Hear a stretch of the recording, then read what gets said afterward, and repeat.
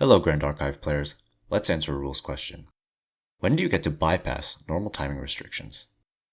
Normally, there are restrictions on when and from where you may play cards. By default, you can only materialize cards from your material deck once during the materialization phase and only once per each of your turns.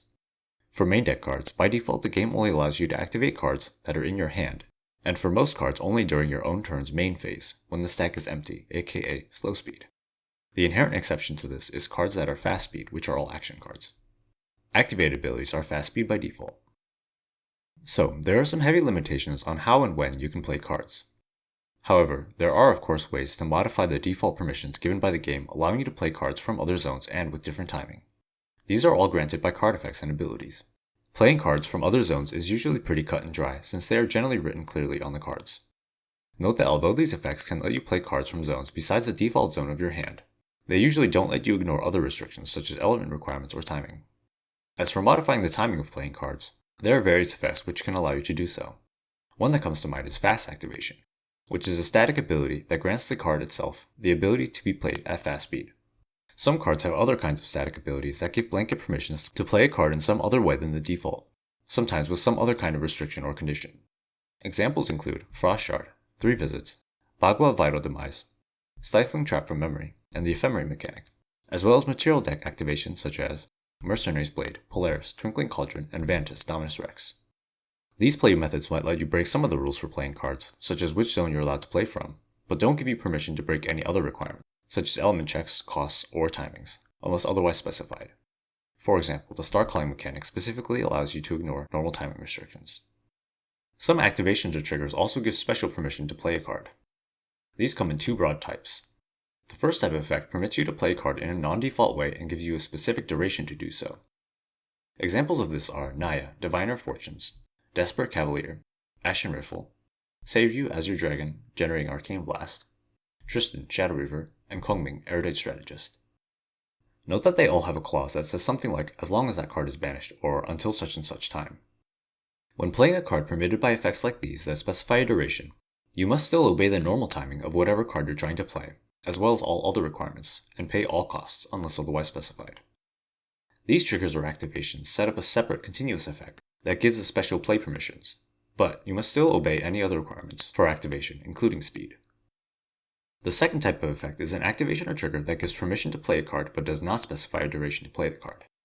Examples include Quicksilver Grail, Ignis Deus, Slay the King, Clockwork Music Box, Bertha, Spry Howitzer, Duchess, 6 of Hearts, Diana, Keen Huntress, Sail, Omenbringer, Grim Pastiche, Celestial Calling, specifically the Recollection trigger, Diachan, Enchantress, and Beseech the Winds.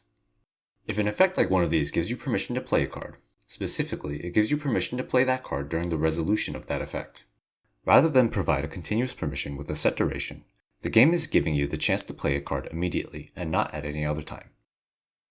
Let's say, for example, you control a Duchess, 6 of Hearts, and activate her cardistry ability. When that ability resolves, let's say you choose Focus Flames. Note that although Focus Flames is a slow speed action, Duchess's ability is fast speed. So, in essence, this type of ability can allow you to play slow speed cards as if they were fast speed, as long as the activation or trigger allowing you to do that is itself fast speed. Also note that the trigger or activation still needs to finish resolving, and that the new activation is on top of the currently resolving stack item. In this case, Duchess's ability is currently resolving from the stack with Focus Flames on top of it waiting to resolve. Although this is unusual, there's nothing wrong with this situation. In fact, this is exactly how Star Calling works too. To reiterate, the speed of effect that allows you to play the card is inherited by the card you're being permitted to play. In each of these examples, you're allowed to play a slow speed card, as you're resolving a fast speed effect. As a side note, you might think that this kind of effect is allowing you to activate at fast speed, but this isn't actually the case, and is the reason why I have avoided using that phrase. You see, in order to take a fast speed action, you need opportunity, which is granted before and after something on the stack. However, during the resolution of an ability is not one of these times. No one has opportunity at the time you're doing this card activation. So when an activation and trigger asks you to activate a card at this time, during its resolution, technically this is not at fast speed. But for simplicity, most people will say you're just activating at fast speed. A few final things to note regarding this type of activation method. Any elemental requirements or other activation restrictions must still be met, and any cost must still be paid. So, even though Duchess's ability waives the reserve cost, if you use it to play a copy of Blazing Throw, you'd still have to pay the additional cost of sacrificing the weapon, and wouldn't be able to activate it if you didn't have a weapon to sacrifice. If you use it to activate, say, a copy of Oppressive Presence, you'd still only be able to do that during an opponent's recollection phase. A final note regarding attack card activations. Although you can use one of these effects to activate attack cards at fast speed when normally you're not allowed to, there are specific rules in place that will prevent an attack from being initiated when it's not the normal time, that is, at slow speed in your own main phase. So, I would advise against trying to activate a card at fast speed, as it will just waste your resources for no effect. To summarize, some static effects give permissions to play a card in a non-default way. You must obey all other restrictions on playing that card. Some triggers or activations give permissions to play a card with a specified duration. You must obey all the restrictions on playing that card. Some triggers or activations give permissions to play a card without a specified duration. If you want to play that card, you must do it immediately when instructed, during the resolution of that effect. Because of this, you will effectively be playing that card at the same speed as the effect that allows you to do it. And again, must obey all other restrictions on playing that card. That's all for this video. Thanks for watching.